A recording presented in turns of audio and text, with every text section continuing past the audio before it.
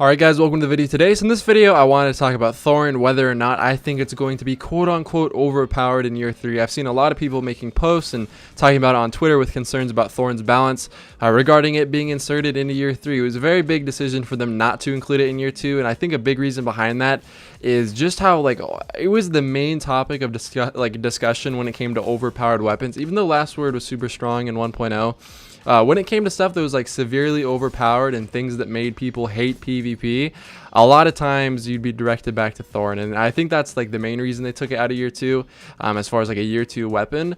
So they're bringing it back in year 3, and a lot of people have been complaining already and thinking that's going to be super overpowered and that's going to ruin PvP.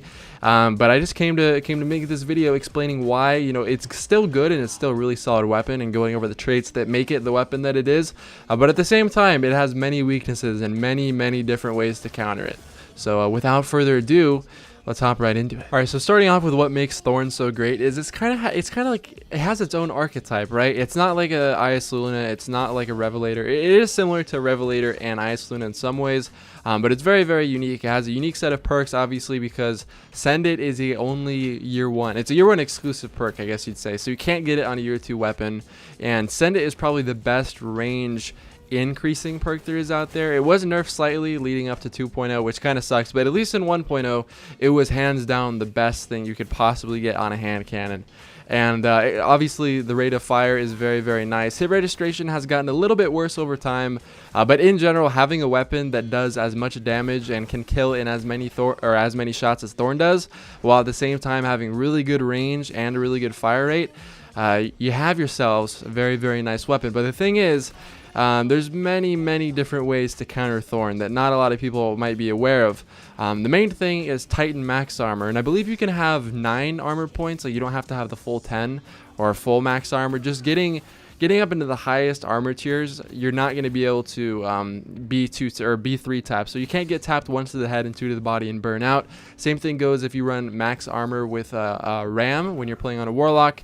I'm not quite sure about hunter. I believe if you're playing on a specific subclass and you're running max armor on that subclass, you can actually get pieces of armor that have perks on them that make it so you have increased armor when using a specific subclass.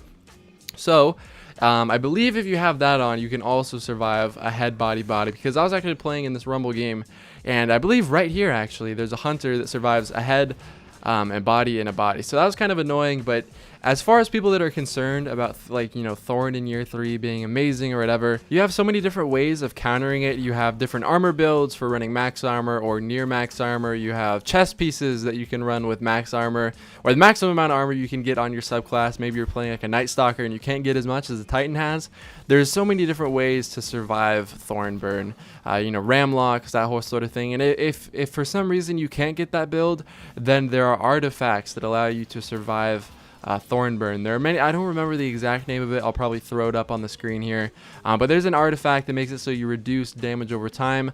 So my point is, although the weapon is really good at its base, you're seeing it right here. This is right when the hunter survives. There's so many, it's such a nice weapon, and it's super fun, to the point where I feel like people are going to run other artifacts over the reduced damage over time one. But if Thorn becomes an issue for them and their main purpose is, I hate Thorn, I don't want to be killed by it ever, all you have to do is throw on different armor sets that I talked about before, or if you want to sacrifice a potential I guess artifact, you can run the reduced damage over time one. Obviously it comes down to preference. There's so many different ways to counter it. My point is, super great weapon, super fun to use, high skill gap as far as Thorn fights go. I can't wait to see it in year 3. Yes, I mainly snipe, so I guess this opinion is unbiased. This is kind of a rare gameplay. I haven't been shotgunning for a very long time, but it's super fun to use, and I love using it. I can't wait for it to be back. I hope you guys enjoy the video, and I hope to see you guys in my next video. Peace.